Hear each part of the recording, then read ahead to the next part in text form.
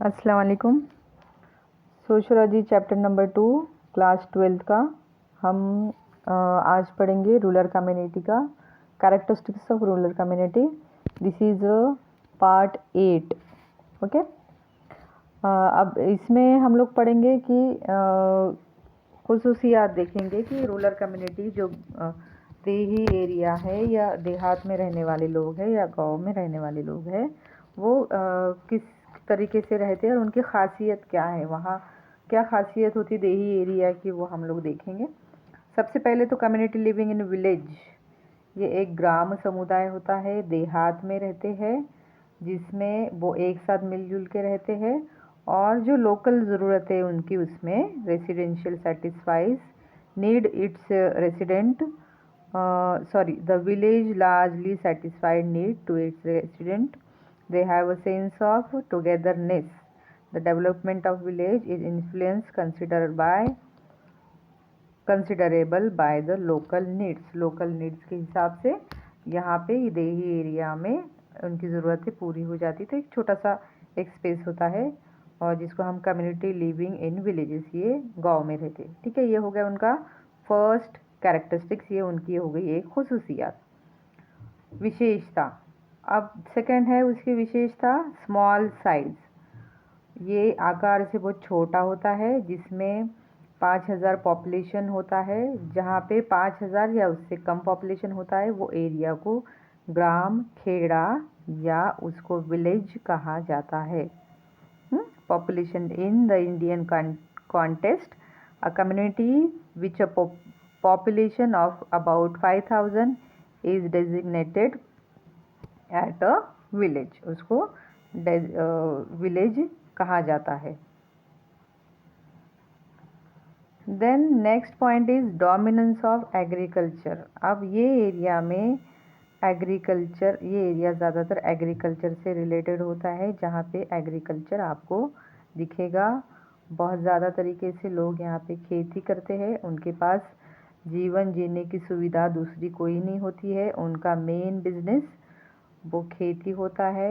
इसमें से 40% जो चीज़ें हैं इनकी और 60% से ज़्यादा पॉपुलेशन यहाँ पे खेती करता है और 40% लोग जो है ये नेशनल लेवल पे almost 40% of our national income is obtain through the agriculture. Agriculture से ही अपना नेशनल प्रोडक्शन या नेशनल इनकम हमारी होती है, जिसमें ये लोग बहुत सारे क्राफ्ट भी एसोसिएटेड होते हैं, जैसे like pottery, carpentry, smithy, basket weaving, जिसको हम लोग कहेंगे कुम्हार होते हैं जो मटके बनाते हैं ना, फिर कारपेंटर होते हैं जो सुतार का लकड़ी का काम करते हैं, फिर लोहार होते हैं जो लोहे का काम कटाई वगैरह बनाते, लोहे की चीज़ें बनाते हैं, लकड़ी की चीज़ें बनाने वाले, टोकरियाँ वगैरह बुनने वाले जो होते हैं।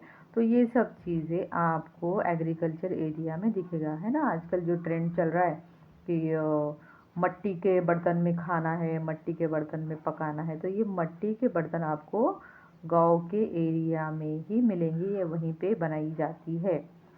फोर्थ पॉइंट है प्राइमरी रिलेशंस। प्राइमरी रिलेशंस में आएगा कि भारत जो है, जो फर्स्ट ऑफ ऑल उसके ऊपर एक प्राइमरी रिलेशन है, हमारा इम्पैक्ट है, जो हम लोग पूरे गांव देहात से ही आए हैं। हमारे बाप दादा जो है वो गांव देहात से आए, कोई परमानेंटली शहर में पैदा नहीं हुए। हमारे दादा दादी, उनके दादा दादी, परदादी जो भी है, 3-4 पीढ़ी अगर आप पीछे जाओगे, आपसे भी 2 जनरेशन या 3 जनरेशन पीछे जाओगे, तो आपको पता चलेगा कि वो लोग गांव में रहते थे। इसलिए उसको क्या कहा गया है कि प्राइमरी रिलेशनशिप हमारा उनके उसके साथ है। वो हमारी पहला उसको क्या बोला जाएगा, उसको पहले प्रेफरेंस दिया गया है।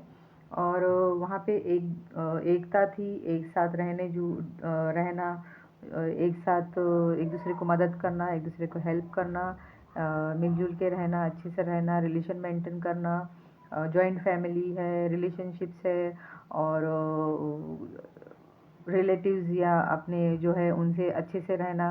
पहले के ज़माने में दादा दादी, 4-5 भाइयाँ, उनके बच्चे, इतना बड़ा खटला जिसको बोलते हैं हम लोग, वो होता था और उसमें ये लोग अपनी सब चीज़ें करते थे।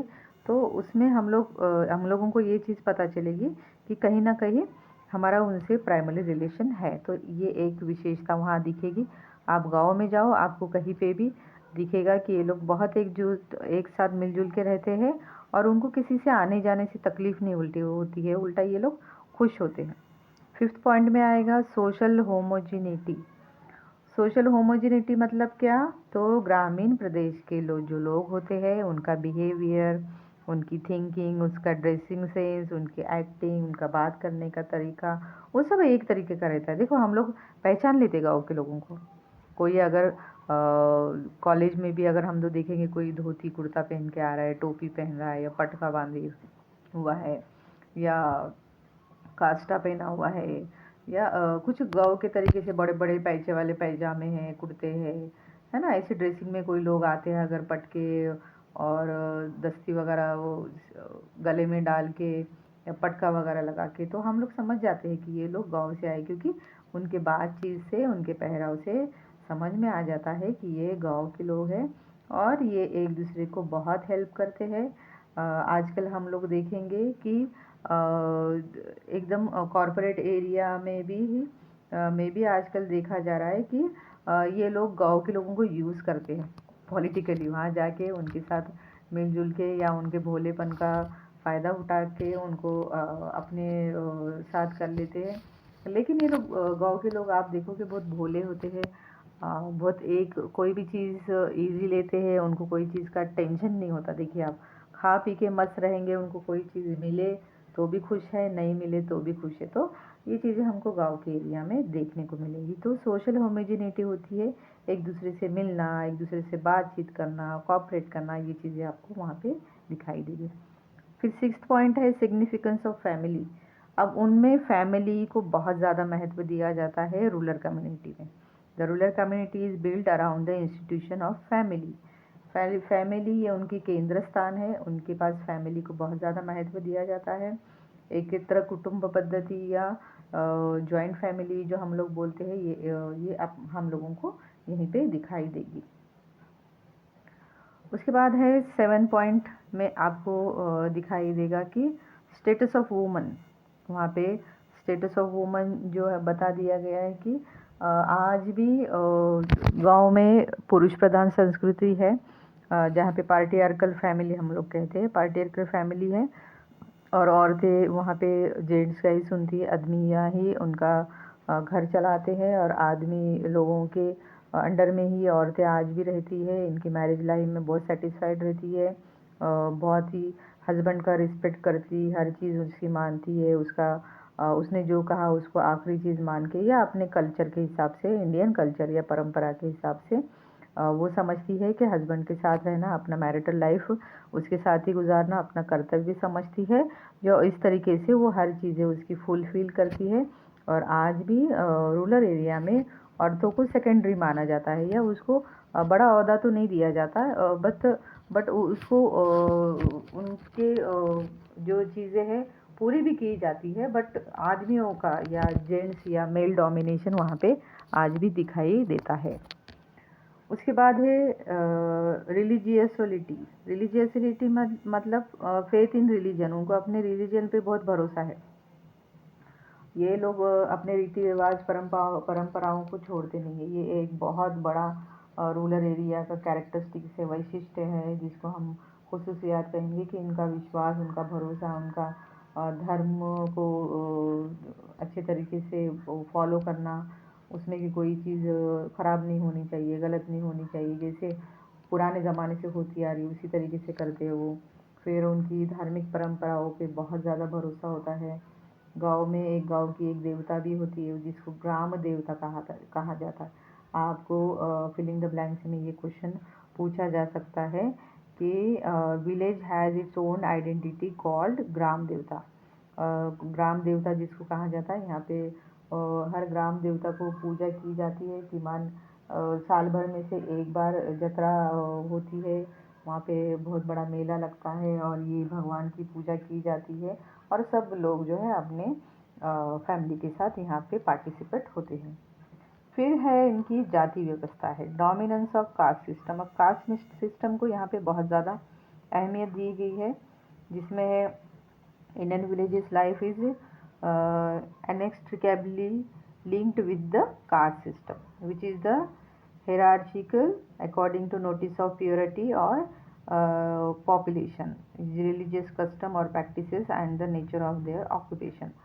उससे रिलेटेड होता है जिसमें कास्ट सिस्टम जो है उसका स्टेटस वाइज उनको दिया जाता है, जिसमें ये कास्ट सिस्टम में छूत अछूत ये जो चीज़ें हैं परंपराएं जो होती है वो उसके व्यवसाय के रूप से की गई है ना, जैसा जिसका जो बिजनेस है उसको वो ज़ात दी जाती थी। आप हम लोगों ने स्कूल में भी पढ़ा है उसको, 11th क्लास में भी पढ़ा है कि जाति व्यवस्था उसके काम के हिसाब से उसको नाम दिया जाता था, उसको जात भी उसकी बता दी जाती थी और उसका कास्ट बता दी जाती थी। विविध जाति के लोग जो है ये बलूतेदारी सिस्टम में बंधे हुए हैं, वहाँ पे दिखती है बलूतेदारी सिस्टम दिखता है, जिसमें जिसकी उसकी कास्ट उसमें पता चलती है और हाई कास्ट के लोग लो कास्ट के लोग ऐसा वहाँ पे डिस्ट्रीब्यूशन कहीं ना कहीं आपको गांव के एरिया में दिखेगा, वहाँ पे किया जाता है। तो ये थी इनकी विशेषताएं, जिसमें हम लोग देखेंगे कि बहुत ज़्यादा तौर पे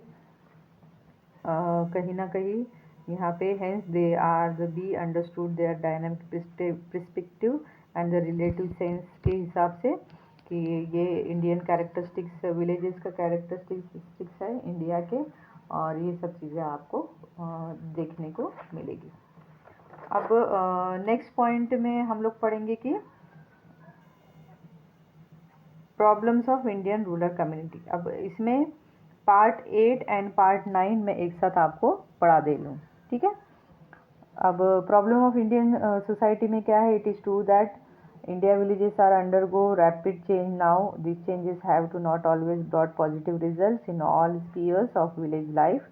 There are a large number of villages which suffer from major problems such as poverty, unemployment, illiteracy, inhabitants, superstitions and the like problem faced by the rural community are follows, है ना। हम लोगों ने जैसा देखे कि प्रॉब्लम रूरल कम्युनिटी के problems क्या है। अब प्रॉब्लम्स तो हर कम्युनिटी में दिखती है। अब इनके एक प्रॉपरली प्रॉब्लम्स बोले गए हैं, जिसमें फर्स्ट प्रॉब्लम उनका गरीबी है, पावर्टी जिसको कहा जाएगा। उसके बाद है इलिटरेसी है, फिर उसके बाद ट्रेडिशनलिज्म है या कंजर्वेटिविज्म है, कंजर्वेटिव रहते हैं ये लोग, सुपरस्टिशियस रहते हैं, कास्ट इन्फ्लुएंस इनमें ज़्यादा होता है ना। तो ये ऐसे पाँच छः प्रॉब्लम है।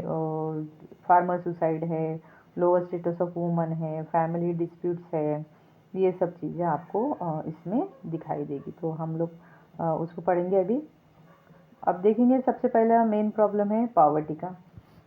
अब आप देखोगे कि ग्रामीण समाज में सोशल और इकोनॉमिकल सिस्टम अगर देखा जाए तो इनकी ज़रूरतें पूरी नहीं होती है। ज़्यादा से ज़्यादा यहाँ पे खेती पे सब चलता है, बेरोज़गारी बहुत ज़्यादा है। खेती जितने लोग करते हैं उतना बेच बाच के उसके ऊपर जो पैसा आता है उसके ऊपर अपना गुजारा करते हैं। इनके पास एनिमल्स या जिसको हम लोग बोलेंगे दूध, गाय का दूध, भैंस का दूध या बकरी पालना है, गाय को पालना है या भैंस पालना है। तो इस तरीके से ये लोग चीज़ें करते हैं और अपने छोटे छोटे बिजनेस करके अपना गुजारा कर लेते हैं। तो यहाँ पे गरीबी आपको दिखाई देगी ज़्यादा से ज़्यादा। फिर सेकंड प्रॉब्लम है इलिटरेसी। इलिटरेसी कैसे क्या है, तो अगर शहर के कंपैरिजन से अगर ग्रामीण जनता का कंपैरिजन किया जाए तो उनको एक जो प्राइमरी एजुकेशन है वो बहुत जिसको कहा जाएगा बहुत ज़रूरी होता है। प्राइमरी एजुकेशन ये फंडामेंटल राइट है छोटे बच्चों का अकॉर्डिंग टू गवर्नमेंट। लेकिन स्पेशल प्रोविज़न के तौर सर्व शिक्षा अभियान जो चलाया जाता है तो वो बच्चों के पास तक पहुंच नहीं जा रहा है, नहीं पहुंचाया जा रहा है। और प्रौढ़ शिक्षण जिसको हम लोग बोलते हैं या बड़े लोगों को पढ़ाई दी जाती है या पढ़ाया जाता है, तो वो भी आज कल उसको क्लियर किया जा रहा है या उसको बढ़ाया जा रहा है। बच्चों को और बड़े बूढ़ों को भी उसमें पढ़ाया जा रहा है। तो इस तरीके से थोड़े थोड़े जो प्रॉब्लम्स है थोड़े थोड़े जो गवर्नमेंट के प्रोविजंस है ये ग्रामीण जगह पे या गांव में आ रहे हैं और वहाँ का एजुकेशन सिस्टम बढ़ाने की कोशिश की जा रही है, लेकिन अब फिर भी जितना डेवलपमेंट उसमें होना चाहिए, गवर्नमेंट के बहुत सारे एजुकेशनल प्रोग्राम्स है, प्रोविजंस है, वो वहाँ तक पहुँचते नहीं है, या पहुँच भी गए तो लोग उसको रिस्पॉन्स नहीं देते हैं, है ना। ज़्यादा खेती बाड़ी करना है, पेट भरना है, बस अपना 2 टाइम खाना मिला, पेट भर गया तो अपना काम हो गया, यही उनकी मेंटेलिटी है। तो ज़्यादातर आपको दिखेगा इलिटरेसी रेट यहाँ पे दिखेगा। फिर थर्ड पॉइंट है ट्रेडिशनलिज्म, कंजर्वेटिज्म और सुपरस्टिटियस में चीज़ें आपको, जिसको हम बोलेंगे अंधश्रद्धा, बहुत ज़्यादा की जाती है। कल्चरल चीज़ें उनकी दिमाग में डाली है, पूरा जो पुराने ज़माने की चीज़ें वो आज भी साथ लेके चल रही है, उनकी कास्ट सिस्टम को पकड़ना, फिर उसकी परंपराएं, फिर छूत अछूत, या हायर कास्ट, लोअर कास्ट, ये सब चीज़ें जो है पॉइंट ऑफ व्यू उनको, लोगों को देखने का, वो अभी तक नहीं बदला है। और कहीं ना कहीं ये चीज़ें उनको क्या कर रही है, समाज से दूर लेके जा रही है या शहर से दूर लेके जा रही है, तो उनका वो डेवलपमेंट नहीं कर पा रहे हैं ना। जिसमें अंधश्रद्धाओं में बहुत सारी चीज़ें आती है, जैसा कि अमास के दिन बाहर नहीं निकलना है, या काली बिल्ली गुजर गई, या किसी का मतलब कांच फूट जाना, या क्या शाम के टाइम झाड़ू नहीं मारना है, बहुत सारी चीज़ें ऐसी होती है जो समाज में बता दी जाती है और उनको उनके दिमाग में बैठी हुई, तो ये कहीं ना कहीं उसके वजह से उनका डेवलपमेंट नहीं हो रहा है। फिर कास्ट इन्फ्लुएंसी इसमें दिखती है, traditional wise the traditional rites authorities और sanction based on the caste hierarchy, जो हम लोग देखते हैं इनमें कास्ट हिरार्ची बहुत ज़्यादा दिख रही है, कास्ट को बहुत ज़्यादा फॉलो करते हैं। इनके घर के member lower caste, higher caste, जो चीज़ें हैं इनके पास आज भी दिखती है, और उनके ज़ात के हिसाब से या उनकी कास्ट के हिसाब से भी उनका त्यौहार मनाए जाते हैं, उत्सव मनाए जाते हैं, और उसमें बहुत सारी ऐसी चीज़ें होती है कि जो समाज में अभी आजकल नहीं होनी चाहिए। पुराने ज़माने के जो श्रद्धा है, ये परंपरा है, वो आज तक भी चलाते जा रहे हैं। तो ये इनके ऊपर कास्ट का और इनके ऊपर इम्पैक्ट है, उनके कास्ट के हिसाब से, उनके ज़ात के हिसाब से ये चीज़ें सब करते हैं, है ना। उसके बाद है फार्मर सुसाइड। अब फार्मर सुसाइड के बारे में आपने खुद देखा है, अभी भी आज तक भी फार्मर की प्रॉब्लम चल ही रही है, क्योंकि उनकी जो मूलभूत जो गर्जा है, या उनके जो फंडामेंटल राइट्स है, या उनकी जो ज़रूरतें हैं वो पूरी नहीं हो रही है। एग्रीकल्चर पूरी तरीके से, ये जो लोग हैं गांव के लोग एग्रीकल्चर पे डिपेंड होते हैं, तो समाज में उनको जितना उसका प्रोडक्शन का रिटर्न मिलना चाहिए उतना नहीं मिलता है।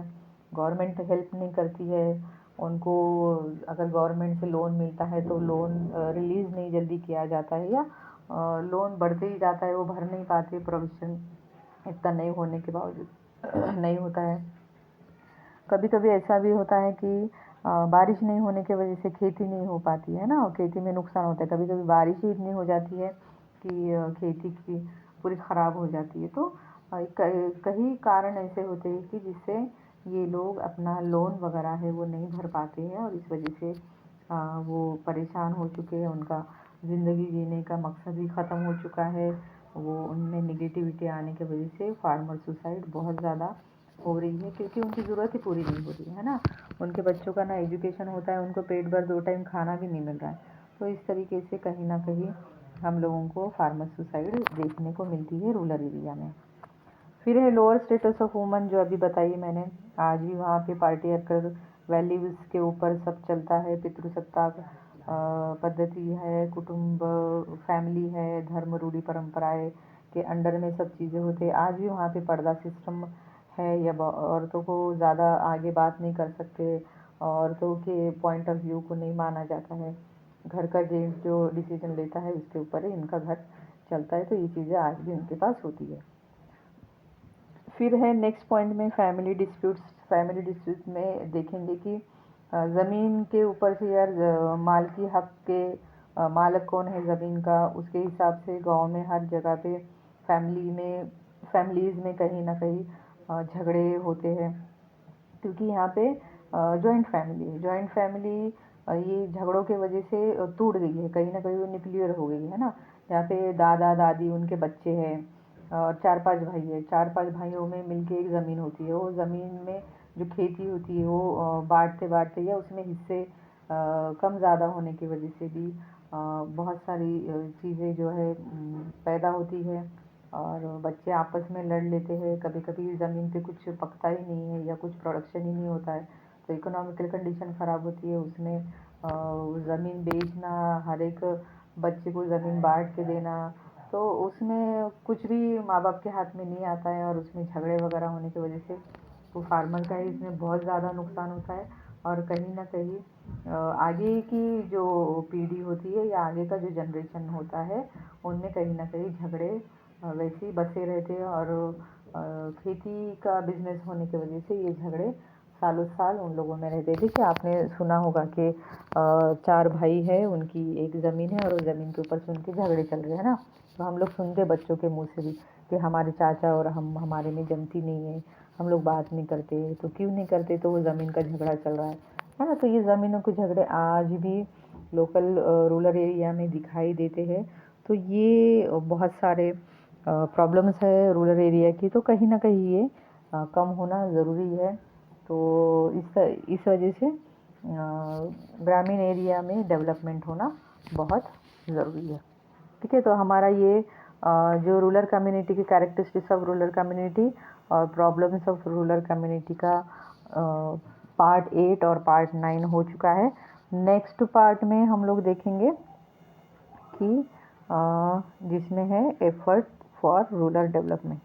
ठीक है, अब इससे रिलेटेड कुछ क्वेश्चन आंसर होंगे तो आप लोग मुझे बोल सकते हो, या ऑनलाइन में तो पॉसिबल नहीं है, ऑफलाइन लेक्चर्स में हम लोग रिपीट करने वाले ये सब। तो अभी जो भी चैप्टर आपके सामने उसको पढ़िए और उसको लिख लीजिए। जो भी टॉपिक मैं आपको पढ़ा देती हूँ आप बुक में से देख के उतना टॉपिक सिर्फ लिख लीजिए एटलीस्ट। और आपके जो ऑनलाइन लेक्चर होता है उसमें भी आपको बुक का ही पार्ट बता रही हूँ, तो उसमें से भी देख के लिख सकते हैं अगर किसी के पास बुक्स नहीं है तो। ठीक है ना। तो इसी तरीके से आपकी पढ़ाई करते रहिए। नेक्स्ट जो पार्ट 10 है मैं आपको इंशाल्लाह नेक्स्ट लेक्चर में पढ़ाऊँगी। ठीक है, अल्लाह हाफिज़, थैंक यू वेरी मच।